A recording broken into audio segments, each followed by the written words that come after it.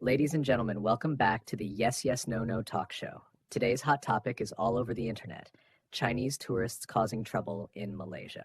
Aya, the moment this topic appears, the whole internet explodes. TikTok, YouTube, Facebook, Weibo, Xiaohongshu, every platform suddenly acts like Malaysia is under attack. Comment sections are full of, "Look, Chinese causing trouble again."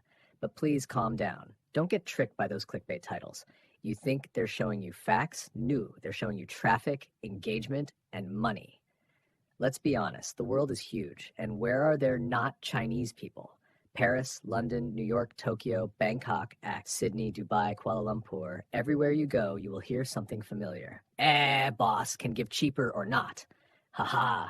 That's basically the official greeting of Chinese global tourism. If every country on earth reported Chinese causing trouble, CNN, BBC, TVB, Astro could stop doing weather forecasts. They would rename themselves, today's episode, Where are the Chinese Causing Trouble?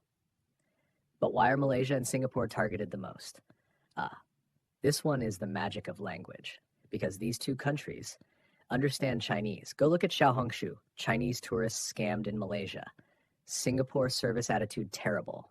Malaysians look down on Chinese. Every single one gets tens of thousands, hundreds of thousands of views. Why? Because the audience understands the language.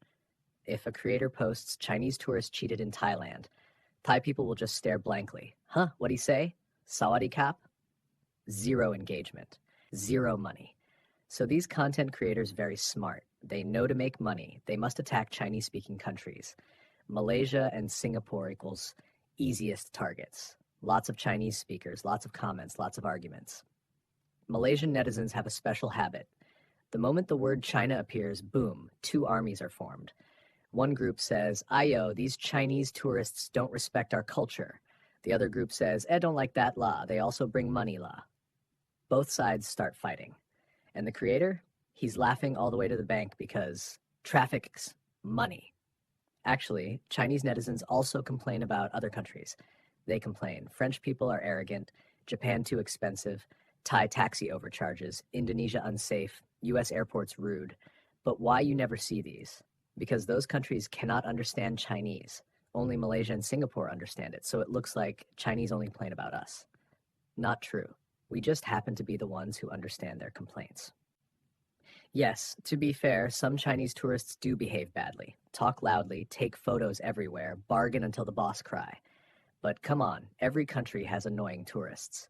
Malaysia also has travelers who complain non-stop. This food not nice la. This country toilet so lousy one. It's not a Chinese problem. It's a human problem. But once it becomes Chinese, the media immediately spices it up. Shocking. Chinese tourist causes chaos in Clea. Outrageous. Restaurant owner cried because of Chinese customer. You click the video. Turns out the waiter served the wrong dish and the tourist just spoke loudly. That's all. But edit a little, add dramatic music, slap on a clickbait title, boom, viral. Let me ask you something. Why don't these creators film Chinese tourists contributing to Malaysia's economy? Chinese visitors boosting local businesses? Chinese investors creating jobs? Because those videos, no one argues in the comments. No arguments equals no algorithm push, no money. Creators don't love truth. They love drama. But here's the real truth. China is Malaysia's #1 source of tourism income. Yes, #1. 2024, 2025, all the same. Chinese tourists come to eat, shop, stay in hotels, ride cable cars, buy durian, visit islands, get massages, make TikTok content. Every single thing helps Malaysia's economy. Penang, Langkawi, Sabah, Genting. Ask the business owners who keeps them alive? Chinese tourists. Criticize them? Yes. But the same people complaining are also hoping Chinese tourists come spend money. This is the most complicated love story in Southeast Asia. I scold you, but I need you. Sometimes we Malaysians need to reflect. Do we dislike Chinese tourists, or do we dislike them not spending enough? If they come, they too noisy. If they don't come, IO, economy bad, no tourists. What exactly do you want? Of course, some Malaysians genuinely dislike certain behaviors. Fair enough. Cultures differ, but unpleasant tourists exist everywhere. Thai tourists scolded in Japan, Americans scolded in Europe, Koreans scolded in Paris. Same story worldwide. Tourism is basically culture clash simulator. But if we zoom in only on Chinese, then it's no longer culture, It's just clickbait manipulation. Let me tell you a joke. Two Malaysians were talking at an airport. One said, "I heard Chinese tourists litter everywhere." The other replied, "The trash from last night's barbecue. Who threw it? Ah." First guy went silent. Moral of the story, be fair lah. Don't use nationality to cover up our own behavior. Social media today loves one thing, emotion, especially the we are victims emotion. You post, "Chinese tourists bully us."